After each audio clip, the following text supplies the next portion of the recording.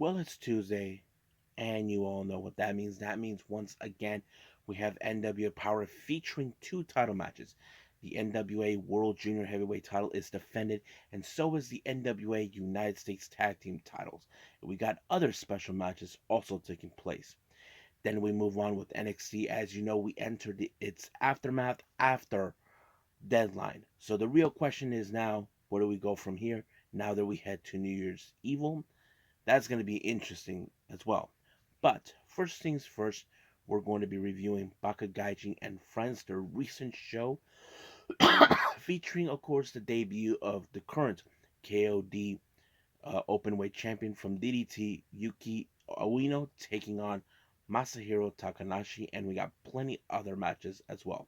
And also, we got some news updates to tell what's been going on in the world of pro wrestling, such as what events the promotions are throwing out, who's booked, what matches are set, any wrestlers have been signed or departing from their promotions, any injured wrestlers, the whole enchilada. So, let's get ready for another episode of the Deleted Wrestle Zone.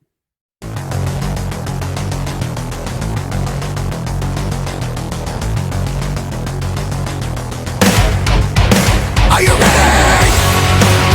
Get up, get up! Get up, get up! Get up, get up! Get up, get up! Get up, get up! Get up, get up! Welcome everybody to the Deleted Wrestle Zone, all things is pro wrestling with AEW, NXT, New Japan Pro Wrestling, Impact Wrestling, the National Wrestling Alliance, various promotions, wrestlers, matches, and championships. I am your host, J Rod here. So, if you are new to the channel, welcome. This is a channel where we do a lot of pro wrestling reviews from various promotions, not only here in the United States, but also in Japan, Mexico, Canada, Europe, the UK, anywhere in the world where pro wrestling is not as big, but it continues to grow. We also do discussion videos involving, of course, the wrestlers, the promotions, factions, storylines, whatever we want to talk about. We also do news updates. If I'm unable to do news updates on this episode, we can do it on a separate video as well. And we got other cool stuff we want to do as well. So if you like what you see, please subscribe to us. So click on that subscribe button. You'll be getting a lot of daily reviews and other cool stuff on this channel. But if you like this episode, please give us a like on the like button or a nice comment down below on the description. Now, before I proceed for anything else, first things first, I want to apologize to all my subscribers. I was supposed to do a video upload today. Right now, we're still on Tuesday. I already had everything planned out. This past Monday, I was reviewing the All Japan shows from the Real World Tag League and Junior Battle of Glory from day 6, 7, 8, 9, and 10. However, due to the circumstances, I was unable to do so. So I was initially going to try to do it like a little later, like today, early as possible. But unfortunately, those plans did not go to fruition because I went back to my regular day job and it caused me not to do it. But however, I have all my notes done. I'm gonna have to rewatch those again to get a clear view what I missed and all this. However, I will put those shows on a special episode. I'm considering it doing it this week or so. We'll just see where we go from there. So we'll just see how this week will turn out. So I will put that on a on a special episode. I think we're gonna do special episode number 3, and I'm considering maybe throwing something else at it as well. But we will see when that happens. But for right now, I believe let's begin with our very first review, and that is, of course, Baka Gaijin and Friends, Volume 10.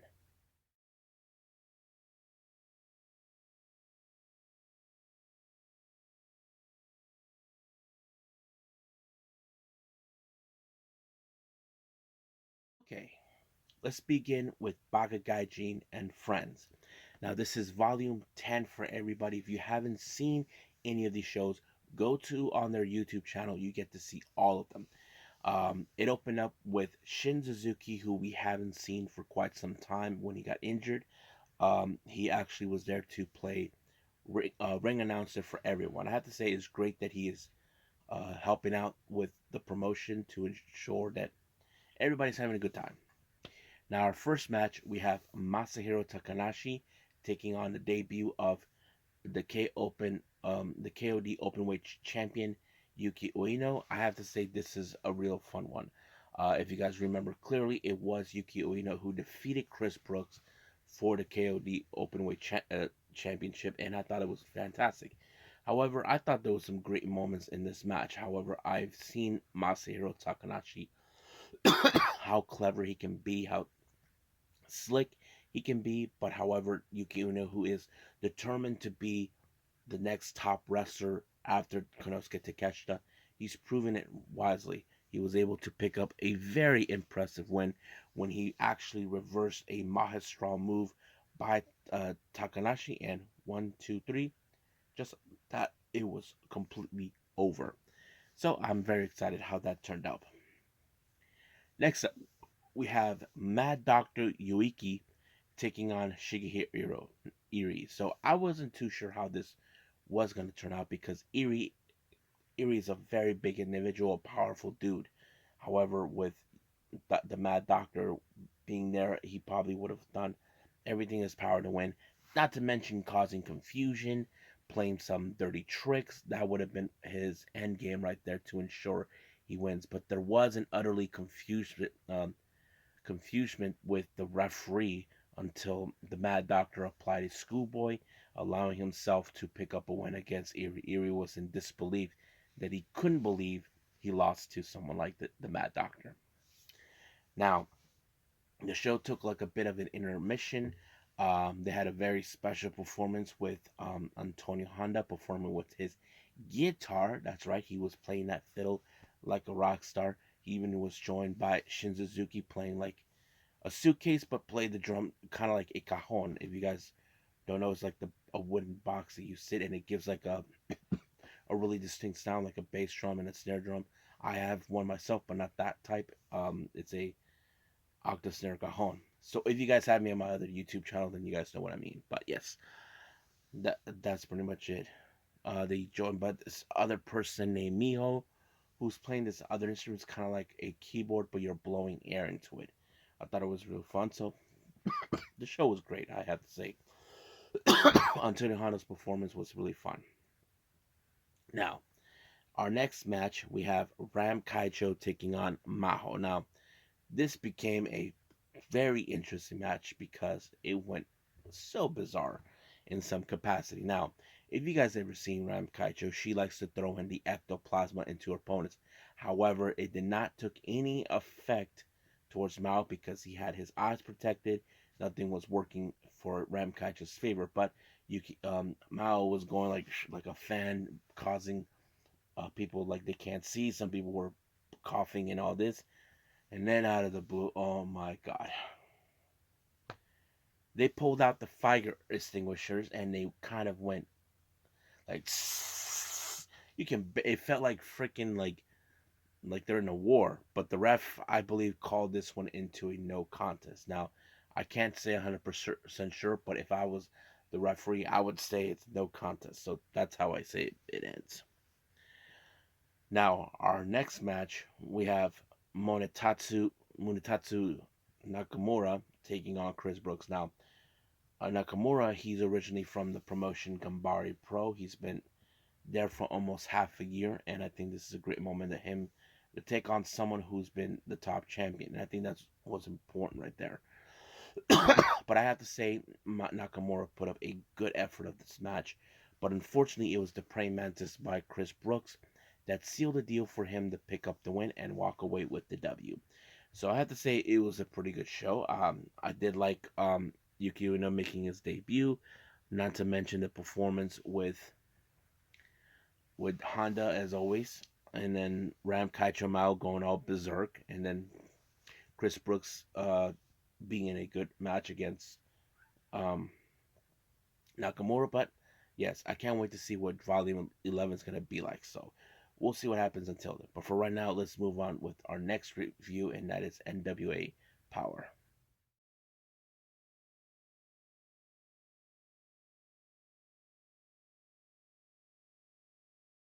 Okay, NWA Powerrr. So it opened up with tag match. We have this brand new tag team. I'm going to say they're not completely signed with the promotion. I'm just guessing they brought in as jobbers or so.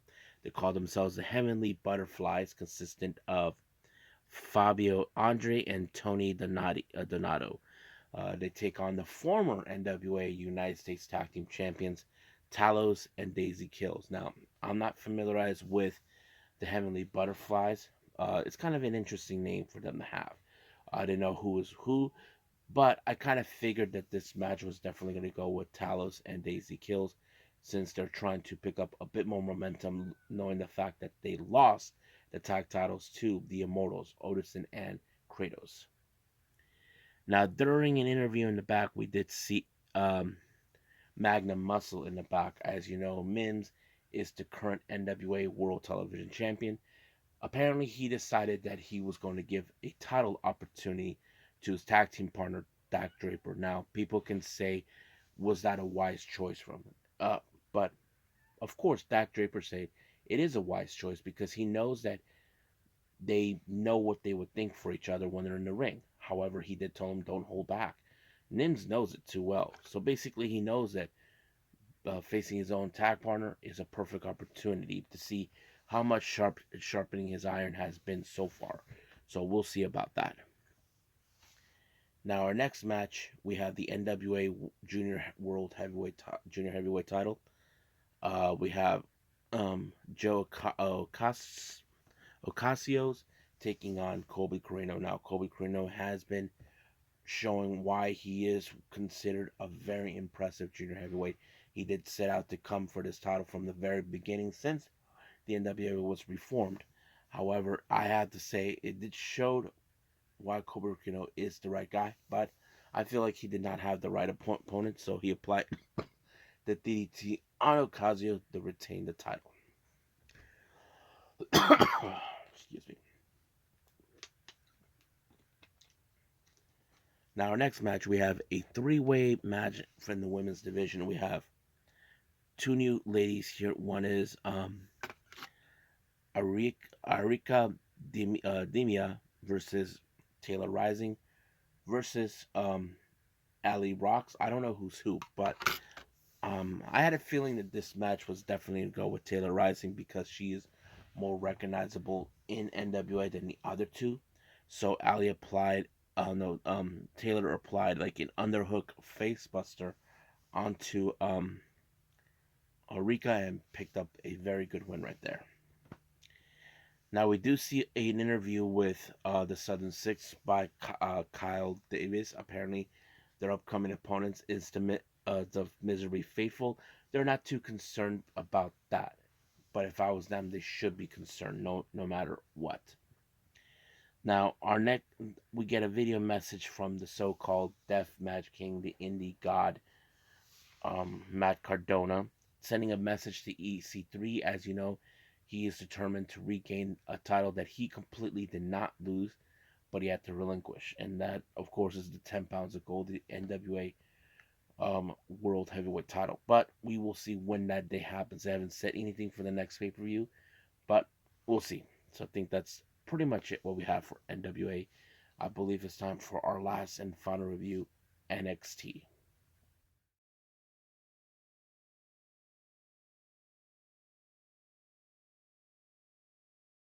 Okay, NXT. It opened up with Mello and Trick making their arrival, and of course, Mello goes inside the building. And then later on, after the intro of the show, someone viciously attacked Mello on the knee. No one saw anything. Of course, the blame game begins from here on out on where we're going. However, in the ring, we did see the return of Cora Jade, as you know, who in fact is believing that she is a much bigger star, that the entire women's division was a mess and all this, and later Valkyria, who hasn't forgotten what happened at Deadline, decided to make a statement. And then, of course, Blair Davenport showed up as well, because as you know, she does not want Later Valkyria to lose focus against her. But apparently, Blair Davenport's past has come back, and that is none other than Nikita Lyons. So basically, it was later booked that Larry Vaquero teams up with Nikita Lyons, and of course Blair Davenport and Cora Jade would team up. Now, our next match, we have Metaphor, consisting of Ora Menza, Lash Legend, and Noam Dar, along with Jakara Jackson, to take on Fallon Henley, um, Josh Briggs, and Brooks Jensen. Now, this happened right after deadline when Josh Briggs and Fallon Henley were unable to win the Iron Survival Challenge.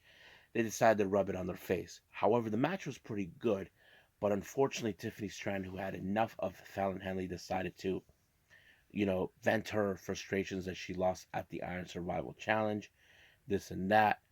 But however, Josh Briggs was able to pull up a very impressive win when he pinned what's his name, Noam Dar. Now later on, we did see how they were all happy with the win. Of course, Fallon, who still hasn't forgotten what she did hear what Tiffany Stratton had to say, their theory about her, they're saying she will never live up to her standards. But let's move on with Briggs. Briggs did stated that he, in fact, will get a shot of would like to have a shot of the NXT Heritage. Now, Jensen, who is being a good friend, is telling him that the Heritage Cup is not his kind of style. But he even said the same thing about the Iron Survival Challenge. But he said he's willing to go the distance for that. I have to say, good luck with that. Now, um, oh yeah, I forgot to mention, Briggs and Jensen actually won the match when they lariat Noam Dar. So that's how it ended. Now, our next interview, Dragon Lee, as you know, he is the brand new NXT North American champion. He talked about how much he respects Wesley, how he defended that belt constantly. So he felt that he should do the same thing as well. So, um, basically, his opponent had to step up. That sort of thing. Now, Melo was cleared to wrestle, so it was a good thing. So we'll see what happens from there. Now, they introduced the wrestlers involved in the NXT Men's Breakout Tournament. However, Trey Bearhill was attacked viciously by Lexus King. We don't know what his deal. We don't. However, he was all happy with things were going his way. However, Ava Reigns have informed him since Trey Bearhill is unable to compete, he will be stepping in. So I don't know what's his end game, but he seems like this is what he wanted. So yeah. Now, our first match of the NXT Men's Breakout Tournament, we have Miles Bourne versus Oba Femi. Now, Oba Femi seems like he was the fan favorite in this tournament. So I have to say he's a very good powerhouse. I thought maybe Miles Bourne would put up something good right there, but he ended up in a power bomb. 1, 2, 3. It was over right from there. Now, before the main event, Lyra Carey had to give the lowdown to Nikita Lyons, what she missed while she was gone for almost a full year. Saying who's who, who's what. And then all of a sudden, in her locker room, a picture of her with Becky Lynch was altered by Photoshop thanks to the so-called Tatum Paxley. So basically, it was becoming creepy. But yeah. Excuse me. Now, our open challenge for the North American title, Dragon Lee defends it against. That's right, one half of the Mustache Mountains, Tyler Bate. I thought it was very impressive how this was going to be. But however, Dragon Lee proven why he is a well-deserved champion. He applied the Operation Dragon, and it was over right from there, just like that. Now, our next match, we have Dijak versus Eddie Thorpe. Eddie Thorpe, I failed to mention this on the deadline review, that Eddie Thorpe attacked Dijak and all this, that. But the match went into a bizarre moment where, of course, it ended. The top ring rope broke, and then, of course, Dijak used the metal parts of the turnbuckle onto him and beat him up with it. So that sort of thing. It ended up in a DQ, but I'm sure this war between them is not over yet. Now, Chase U, as you know, is still continuing with, of course, their financial struggles and all this and that. However, they did not make the necessary funds what they need, but they're determined to do so. Um, the hell was had her Google eyes set on Riley Osborne, that sort of thing. So JC Jane and JC Jane and Dale went to check it out. But all of a sudden, some guy in a briefcase showed up and gave it to Chase U. I'm sure people are trying to find out what is this about. So you can say it could be a little shady, but who knows? We'll see. Now, our next men's breakout tournament, we have um, Kiana Carver taking on Riley Osborne. I think Riley Osborne is one of those wrestlers. If you've been watching NXT Level Up, he's one of those guys you definitely can get behind. He is fantastic, and I knew that he was going to pick up the win once he applied the shooting star press. It was over right from there. So, pretty good. No, as you know, Dragon Lee decided to prove that he wants to be a fighting champion.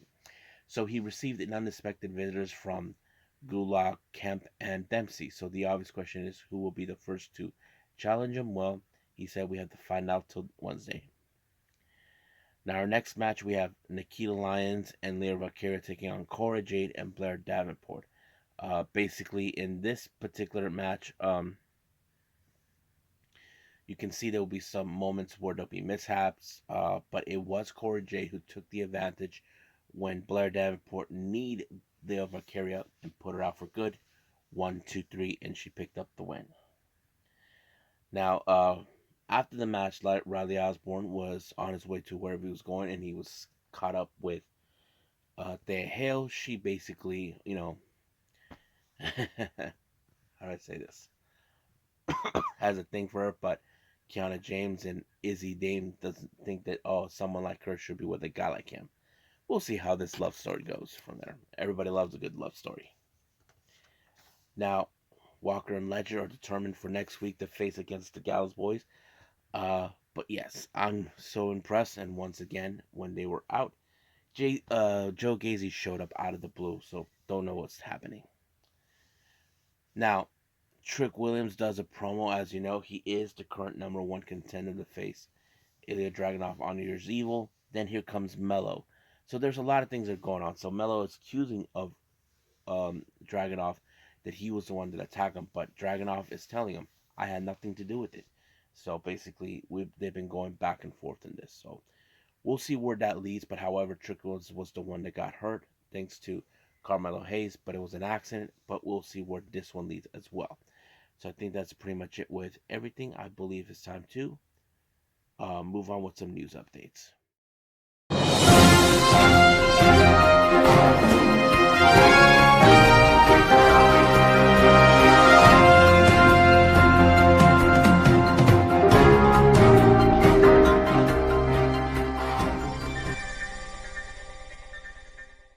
Okay, so welcome to our news update. So this is where we have some updates on the promotions for this year and 2024. GCW for their stuff. There's going to be a holiday special taking place on the 21st of December. We have Mike Santana who will be making his return, and of course, ho ho ho, Santa Claus will also be involved. And so is in a match that's been announced: Joey Janela versus Marcus Mathers. And then of course, for the 2024 events on January 12th, Andrade Ito will take on the Octopus Jonathan Gresham. That's going to be great. Then, of course, the 56 Birds, the GCW World title will be defended. Blake Christian takes on Cole Radrick. And then, of course, we have the Look at Me show on the 26th. We have Mansoor, who we saw recently that was released. Now he's going to participate. I'm so excited for this particular show. Now, DEFY Wrestling for their upcoming show, New Wave, that will take place by the end of this month. They announced for the Primo Lucha International title be defended. Kevin Knight defends his belt against Cody Shun.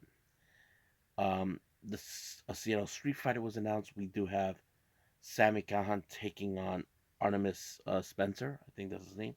But yes, and of course the tag team titles are defended. The South Pacific, no, The South Pacific Savages will the Bollywood Boys and the Suavecitos actually will be involved. The Bollywood Boys defend their titles against Suavecitos. Then, of course, Brace for Impact by House of Glory. The 6th of January of 2024, we have Black Taurus making his debut. Then Wrestling Revolver Mox versus Gringo on the 25th. We have Grizzled Young Veterans making their return back to GCW, which is going to be fun. For the Ill Matter show by West Coast Pro on the 27th of January 2024, the women's the W WCP title is defended. Starboard Charlie defends the belt against Alpha Zoe, so that's going to be great.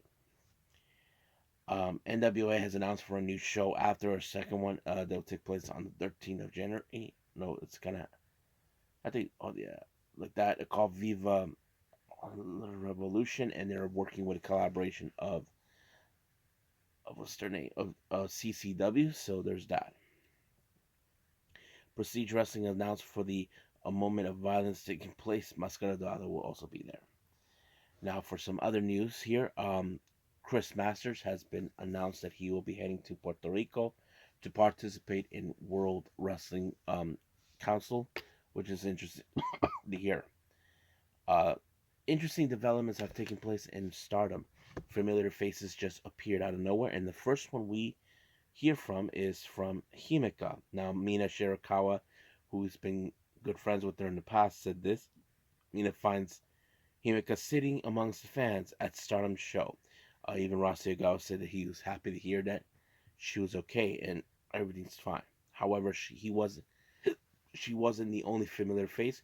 You may remember, for those Oedo Tai fan base, Chris Wolf was there too. Basically, she showed up out of it.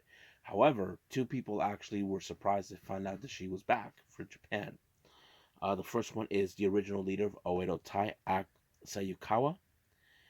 This is what she had to say. Chris was Chris as usual. We don't get to talk enough. This year I was able to meet 3 Oedo Tai members. Thunder Rosa, Rosa Negra, and Chris Wolf. Really, it was because Chris that Oedo Tai became global, and it's really the early days. And it's really think that Chris and that I still connected to the members today. I work hard at English. So basically, she met some interesting people along the way. Yeah, it's something great. And then, of course, for Chris Wolf, more for Chris Wolf, Rossi said this. I was informed that Chris Wolf was staying in Japan. She came to my house today, and it's been 6 years since she came to Japan, and currently working in Norway as a gardener. Speaking of Chris, she started pro wrestling 10 years ago when she suddenly sent action to videos into my PC. Chris personally, which was loved by everyone, was still alive and well. So yeah, there's that. Now, as you know, there is the matter of the Tokyo Sports Awards for 2023. Scott Edwards actually pulled up this thing for the Tokyo Sports Awards 2023. We have MVP. The winner is Tetsuya Naito. Best match, Shinsuke Nakamura versus the Great Muta. Best tag team, Bishamon. Fighting Spirit, Keno. Outstanding performance, Yuma Oyagi. Yoshi MVP, Tam Nakano. Newcomer Saito Brothers. So I'm happy to hear about Tam Nakano winning something like this. And this is what she had to respond. During an interview, she said this. She's determined to repay her fans, and following her journey, it becomes its signs welcoming sign following her injury that forced to relinquish the belt. So basically, she even posted out a video where she would like to repay to her fans who been with her from day one. I think this is gonna be interesting to hear. So I think yeah, it's gonna be fun. So we don't know when she'll be back. I'm sure everybody is anxious, but I think right now we're done for at the moment. So let's just call it a day. Well, I hope everybody enjoys this episode. Coming up, we do have, of course, AEW Dynamite. I haven't decided what I'm going to do yet, but I'll figure something out. I will put the All Japan shows from the Real World Tag League and Junior Battle of Glory Days 6, 7, 8, 9, and 10 at a separate um, time. But we will see how that goes. I'm still behind on the Unagi Sayaka watch. We will get to that soon enough. So there's a lot of things I'm going to do from here on out, and we'll see where we roll from here. So right now, I will see you guys in the next DWZ time. Same DWZ channel. I must bid all of you adieu. So, goodbye. And have a nice day. Bang.